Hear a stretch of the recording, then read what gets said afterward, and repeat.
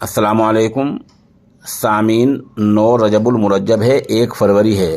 ख़बर का उन्वान है बजट 2023। मुल्क की वज़ीर ख़ज़ाना मोहतरमा निर्मला सीतारमन ने आज बजट 2023 पेश किया है। अभी वो बजट को पेश कर रही हैं और उनका भाषण पार्लियामेंट में चल रहा है। अभी तक पूरा बजट सामने नहीं आया है, लेकिन 3-4 चीज़ें सामने आ गई हैं जिनसे लगता है कि 2024 में जो मई और या अप्रैल में आम चुनाव होने वाले हैं उनको मद्देनज़र रखकर ये ऐलानात किए गए हैं।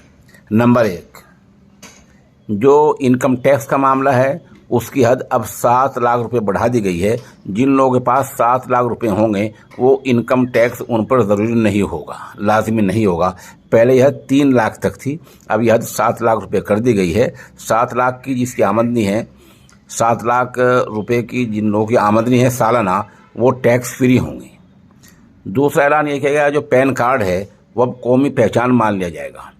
उधर जो आधार कार्ड पर जो आपका एड्रेस है, जो पता है, उसी को परमानेंट मुस्तकिल मान लिया जाएगा। अब तक ये हालत नहीं थी। अब तक जो आई कार्ड, वोट का पहचान पत्र होता है, उसका जो पता है वो मुस्तकिल माना जा रहा था, लेकिन अब आधार कार्ड का पता भी मुकम्मल मान लिया जाएगा।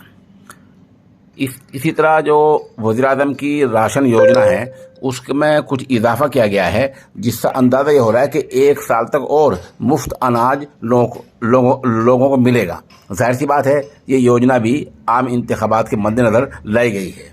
इस तरह के ऐलान अभी सामने आए हैं। अभी और 2-4 घंटे में पूरी बात सामने आ जाएगी। आप हमारे साथ बने रहें। जैसे जैसे बजट में आम बातें आती रहेंगी, हम उनको आपको